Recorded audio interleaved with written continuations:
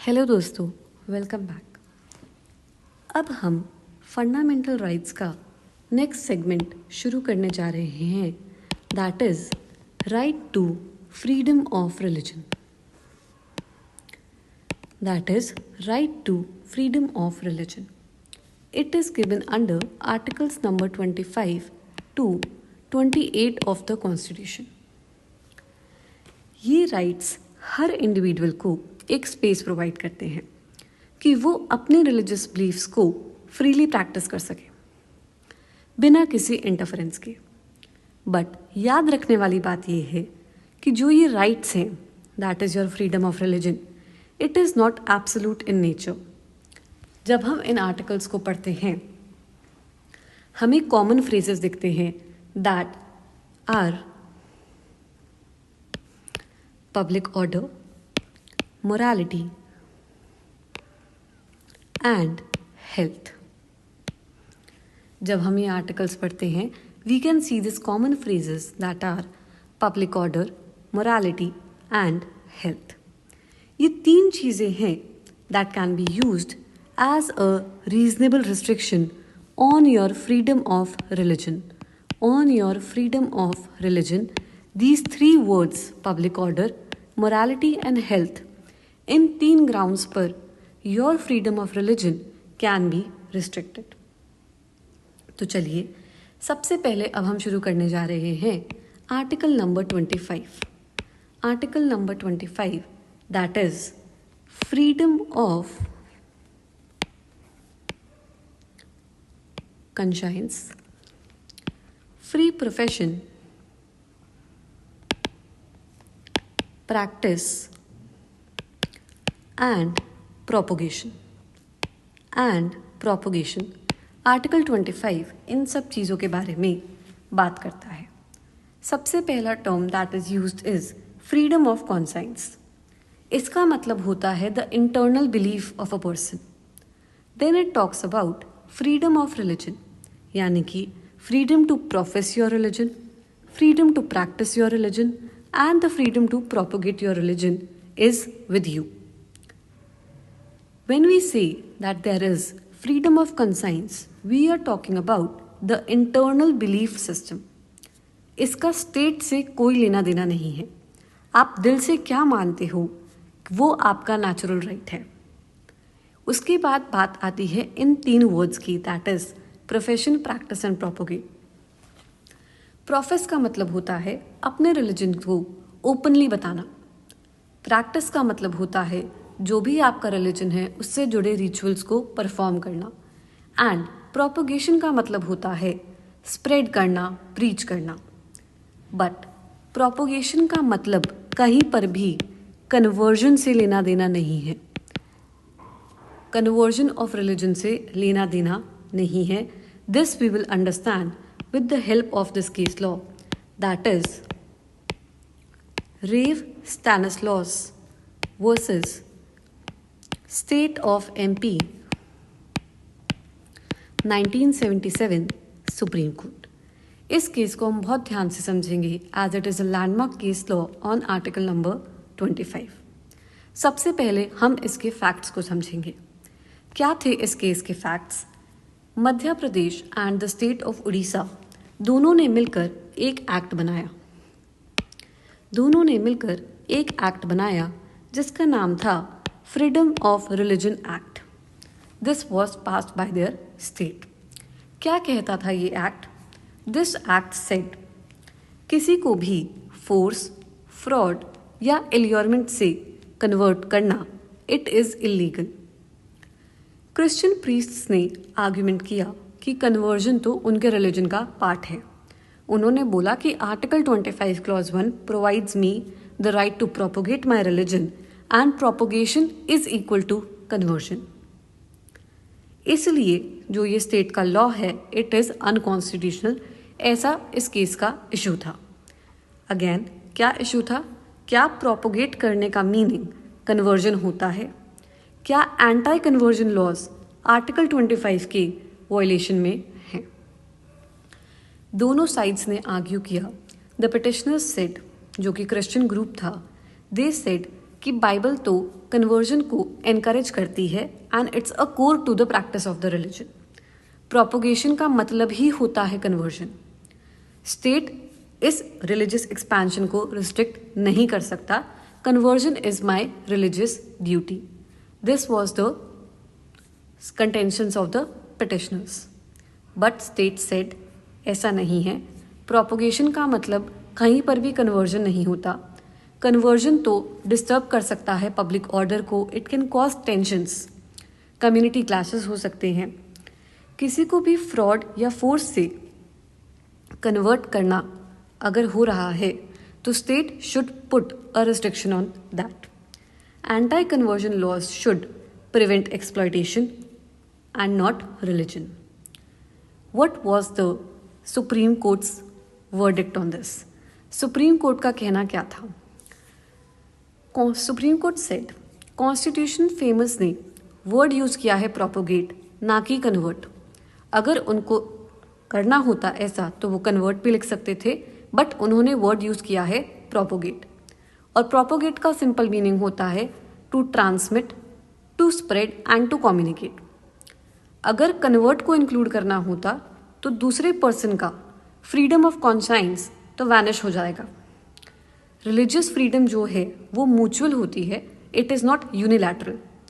Conversion का potential होता है सोशल अनरेस्ट क्रिएट करना, कम्युनिटी क्लैशेस करना और पब्लिक ऑर्डर को डिस्टर्ब करना। सुप्रीम कोर्ट सेड किसी भी इंसान के पास ऐसा कोई फंडामेंटल राइट नहीं है to convert the another person. Propagation is allowed but conversion is not. Propagation का मतलब कहीं पर भी कन्वर्जन नहीं होता, ऐसा इस केस में कहा गया।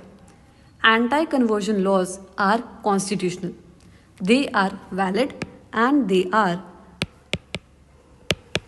कॉन्स्टिट्यूशनल।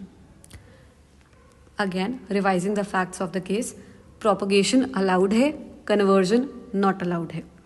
फोर्स्ड कन्वर्जन भी अलाउड नहीं है, it is a criminal offence. And even if the conversion is by fraud, then also it is an offense. Then also it is an offense. Now let's move forward Article 25 में थोड़ा सा आगे। Article 25 Clause 2 Sub Clause A, जो भी secular activities हैं they are open for state regulation।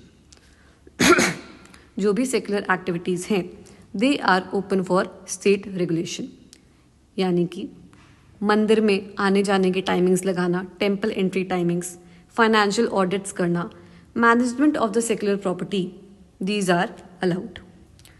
25 clause 2B बात करता है सोशल रिफॉर्म्स की। It talks about social reforms. It talks about social reforms. State interfere कर सकती है, state can intervene if something is illegal. हम reforms की अगर बात करते हैं in the context of religion, we have seen the practices of sati that later on abolished, widow remarriage, earlier it was not allowed but now it has been reformed, temple entries for all castes, article 17 untouchability has been abolished. Untouchability has been abolished. So these are the social reforms that have taken place in the context of article number 25. Then let's move forward to article number 26. Then let's move forward to article number 26, which talks about freedom to manage religious affairs. Freedom to manage religious affairs. It talks about the collective right of the religious denominations. Of the religious denominations. किस बारे में बात करता है article number 26? It talks about the rights of religious denominations that they have a right to establish institutions. वो अपने institutions बना सकते हैं। They have the right to manage the religious affairs concerning these institutions? They have a right to own the property. They have a right to own the property, and they also have the right to administer such property in accordance with the law. In accordance with the law. Let's more understand Article 26 from the case of the Shirur Mutt case. Again, it's a landmark case from 1954. ये article 26 का backbone case है. It is a landmark case law. क्या हुआ था इस case में? Madras government ने एक एक्ट पास किया था जिसमें उन्होंने मुट्स पर एडमिनिस्ट्रेटिव कंट्रोल लगा दिया था. शिरूर मुट के हेड ने बोला दैट ये मेरा रिलीजियस इंस्टीट्यूशन है, ये इंटरफेरेंस मेरे आर्टिकल 26 का वायलेशन है. सो द इशू क्या बना यहाँ पर? क्या जो ये कम्युनिटी थी मुट, क्या it is a religious denomination? क्या ये एक रिलीजियस डिनोमिनेशन है? और क्या स्टेट रिलीजियस अफेयर्स को कंट्रोल कर सकती है? Does the state have the power to control the religious affairs? So arguments क्या थे दोनों साइड के? The Shirur Mutt, this person, the petitioner, he said that it is a separate religious group, that Mutt is a separate religious group. Religious practices को state touch नहीं कर सकता. Finance भी religious worship का ही पार्ट है. On the other hand, state said only secular aspects को हम regulate कर रहे हैं. पब्लिक ऑर्डर को मेंटेन करना तो हमारी रिस्पॉन्सिबिलिटी है. फंड्स का मिसयूज भी तो हो सकता है. यहाँ पर कोर्ट ने एक golden ruling the after hearing both the parties. What is essentially a religious practice the state can not touch? क्या है एसेंशियली एक रिलीजियस प्रैक्टिस? लेकिन what is secular in religion, state उसको रेगुलेट कर सकती है. यहाँ पर डिस्टिंक्शन हुआ क्लियर. क्या डिस्टिंक्शन हुआ? What is essentially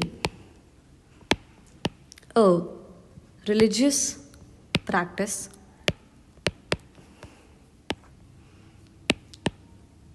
the state cannot touch.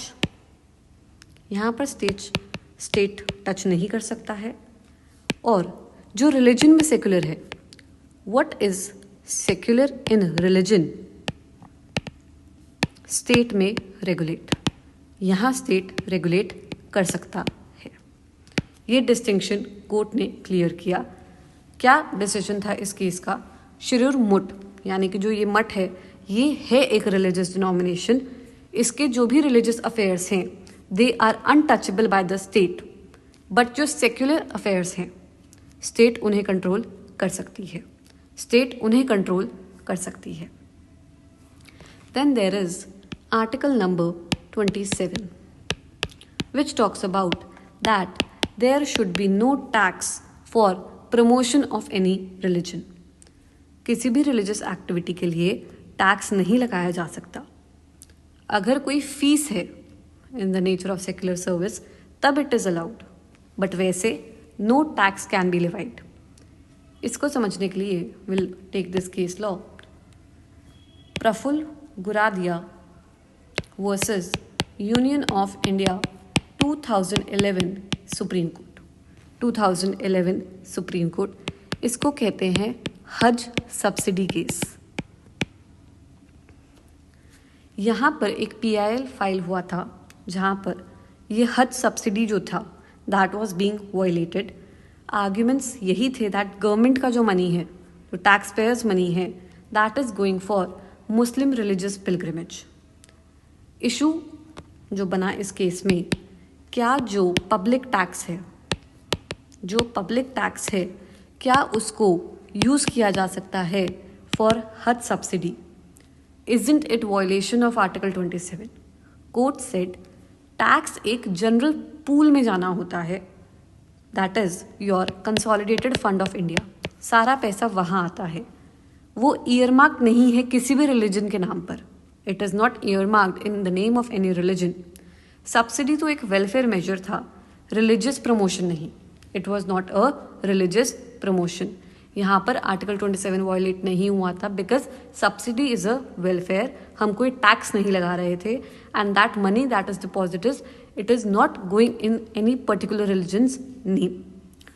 तो ऐसा कहना कि ये एक रिलीजियस टैक्स का कॉन्सेप्ट यहाँ पर लाया जा रहा है, that was not applicable.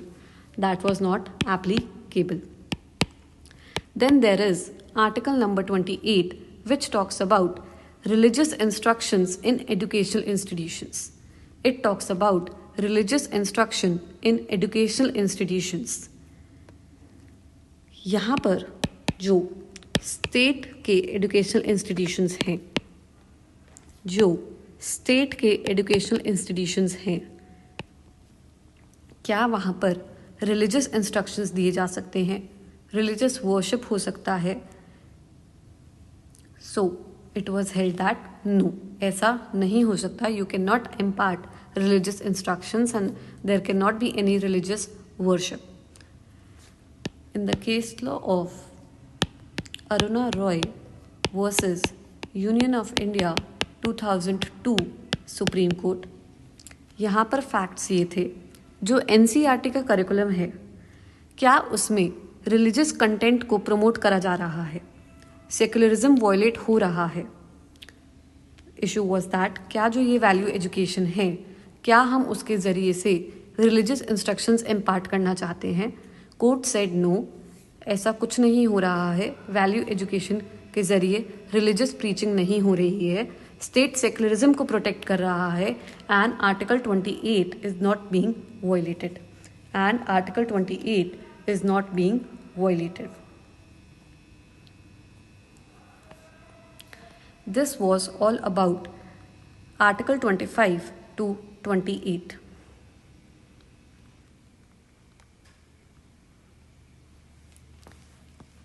Now we will move on to the landmark case of Article 25 to 28, that is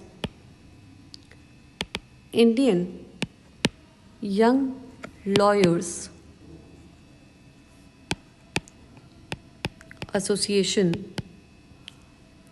versus State of Kerala 2018 Supreme Court. 2018 Supreme Court. This is also known as the Sabrimala case. This is also known as the Sabrimala case. Now, we have to understand this case law in the context of Article 25 to 28, which talks about freedom of religion. क्या हुआ था इस case law में? This is a landmark case law on the point. क्या background था इस case law का? What were the facts? Now, there was this particular temple by the name of Sabrimala. Sabrimala, it is a मंदिर जो कि केरला में situated है and it is dedicated to Lord Ayyappa. And it is dedicated to Lord Ayyappa. क्या हो रहा था यहाँ पर? There was this custom, जो भी women हैं, they are between the age of 10 to 50 years. जो भी women हैं अपनी menstruating age में, that is 10 to 50 years, they were traditionally not allowed to enter the temple. उनको इस मंदिर में जाने की अनुमति नहीं थी. रीजंस जो वहाँ के डिवोटीज ने बताए, that are cited in the case, कि ऐसा वहाँ पर ट्रेडिशन ही है, कस्टम ही है, चलता ही आ रहा है. It is a religious practice that women of this particular age, because of their menstruating age, cannot visit the temple. वहाँ पर ये माना जाता है जो भी ये भगवान जी हैं, Lord Ayyappa, he is a बाल ब्रह्मचारी, he is a celibate deity. Entry of women of the reproductive age may violate the deity's celibacy. कि उनका जो भी ये बाल ब्रह्मचार्य है ये खराब होता है, ये हैम्पर होता है. The women should of the menstruating age shouldn't be allowed to visit this temple. This is the custom, this is the tradition. It is a social religious practice that is being carried on from years. अब यहाँ पर जो petitioners हैं, the association, Indian Young Lawyers Association, they have filed the petition in the Supreme Court challenging this ban on women, it is discriminatory. It is discriminatory. Court ने अपने issues frame किए that जो ये ban है, discrimination of women हो रहा है, does it violet article 14, 15, 17 and 25 of the Constitution? Doesn't it violate the right to equality, prohibition of discrimination on the grounds of sex, abolition of untouchability, and freedom of religion? So, जो ये religious practice है of women that are not being allowed, this religious practice versus the gender equality, क्या एक religious practice override कर सकती है fundamental rights like equality and non-discrimination? What were the arguments of the case? Let's hear the petitioner's side first. Pro-women entry. सबसे पहला contention यही था that this ban violates the right to equality and prohibition of sex discrimination. जो ये custom है, it is patriarchal in nature, it is discriminatory, and it is not an essential religious practice. Constitution overrides custom if it violates the fundamental right. Women को equal access मिलनी चाहिए इस मंदिर में, and they should be allowed to worship. Whereas respondents ने क्या contend किया against women, now we'll hear, कि जो ये ban है, it is a essential religious practice and it is protected under Article 25. Entry of women in the reproductive age would violate the customs and the beliefs of the devotees. Interference by court would also amount to judicial overreach. Respondent said that it will be a matter of judicial overreach if the court interferes in such matters. What did the Supreme Court say? Judgment was passed by 5:4 majority. It was a 9-judge bench decision. Court said, judgment आई थी 28 September 2018 को. The majority opinion said, what was the opinion of the majority? That yes, it is violative of Article 14, ban is discriminatory and it denies women entry to the temple. Article 25 and 26, they are not absolute in nature. Religious practices cannot violate the fundamental right. Essential religious practice test, कैसे पता चलेगा कि कोई practice essential religious practice है या नहीं? Ban on women is not essential to the Sabrimala religion. Constitution mandate करता है equality को, but even in religious places it is allowed. So the court by the majority passed this decision that women of all ages can enter the Sabrimala temple. This was the decision of the majority, which ultimately became the decision of the case that women should be allowed to enter this temple. What was the dissenting opinion? इन 4 लोगों का क्या कहना था? This dissenting opinion was led by Justice Indu Malhotra. क्या की points थे इस case में? दैट जो dissenting opinion में था, that right to practice religion is protected under Article 25. Court को इन मैटर्स में इंटरफेयर नहीं करना चाहिए. These are matters of faith and custom. Whether it was an essential religious practice cannot be determined by the judiciary. ये devotees के belief पे depend करता है. They are central here. Argued that entry restrictions are religious and not discriminatory. अब इस judgement का impact क्या आया? अल्टीमेटली इसमें डिसीजन यही था that women are allowed entry to the Sabarimala temple of all age. अब इस जजमेंट का इम्पैक्ट क्या आया? It set a precedent that gender equality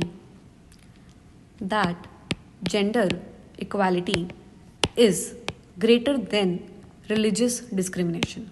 It is greater than religious discrimination. Court can examine क्या customs fundamental framework के अंदर आ रहे हैं. Courts can examine कि जो भी fundamental rights हैं क्या customs उनके अंदर उसके फ्रेमवर्क में आ रहे हैं, can examine that the customs under fundamental rights framework. Social impacts भी यही था। उसके बाद वहाँ पर बहुत प्रोटेस्ट हुए, डिबेट हुए केरला में। Women begin entering the temple, but उनको इनिशियली रेजिस्टेंस भी उन्होंने फेस किया, but ultimately women are now allowed entry in the temple. Review petition भी फाइल्ड हुई। इसके बाद हमें इस केस से क्या सीखने को मिलता है, that equality and non discrimination can override religious custom. जो ये फ्रीडम ऑफ रिलीजन है, it is subject to fundamental rights. क्या कोई प्रैक्टिस एसेंशियल रिलीजियस प्रैक्टिस है या नहीं, वो उसी रिलीजन पर डिपेंड करता है। कोर्ट्स को वे करना पड़ता है कि individual rights versus the collective religious beliefs, which will prevail, what will prevail। The ban on the women entry, the ban on the women entry, क्या ये एक essential religious practice है या नहीं? Yes, तो it was protected by Article 25। No, it violates fundamental right। Court ने इसको strike down दिया, कोर्ट ने इसको स्ट्राइक डाउन किया। Sabarimala case is a landmark judgment on gender equality and religious freedom। It reinforces that custom cannot violate the constitutional rights। It determines कैसे court balance करता है between faith, tradition and equality। Even from the exam point of view, Article 14, 15 and 25, they are essential religious practice doctrine and judicial reasoning।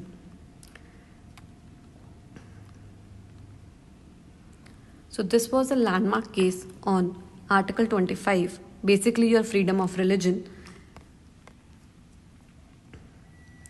Now there are some more case laws that pertain to Article number 25। Let us discuss them। This was the landmark case law। सबसे पहला case law है हमारा Bijoe Emmanuel versus state of Kerala, 1986 Supreme Court. क्या था यहाँ पर? It is also named as the national anthems case. क्या हुआ था इस पर्टिकुलर केस लॉ में? यहाँ पर जो बच्चे थे, school children basically, they refuse to sing the national anthem, citing that उनके रिलीजियस बिलीफ्स के ये अगेंस्ट है। They belong to Jehovah's Witness. They belong to Jehovah's Witness। Issue यही था that these children who were not singing the national anthem, क्या whether their right to freedom of conscience यहाँ पे violate हो रहा है? Can you force these children to sing the national anthem, or it is violating their Article 25? Court said that compulsory singing, अगर हम उन्हें force करते हैं गाने के लिए national anthem, then it is violation of their religious freedom। Article 25 protects individual freedom। It protects their individual freedom of conscience। Even in secular settings like schools, you cannot force their children to sing। वो silently खड़े ही हैं ना, they are not protesting, they are not doing anything wrong। So even if they are standing silently, then their right is protected under Article 25 of the Constitution। Article 25 of the Constitution। Then there was this case of All India Muslim Personal Law Board versus Union of India 2005 Supreme Court। इस case में there were debates on the practices in Muslim personal law and the state intervention।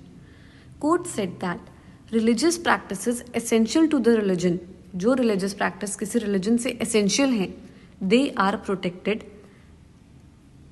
और जो secular और reformable practices हैं, they can be regulated।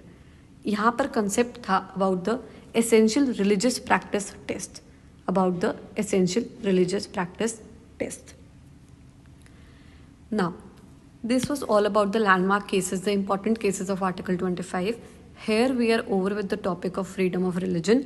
We have talked about the concept, what it allows and what it does not allow. कौन से grounds पे उसे restrict किया जा सकता है. We have discussed all the landmark cases. So this is all for today. Thank you. In the next lecture, we'll start with Article 29 and 30. Thank you.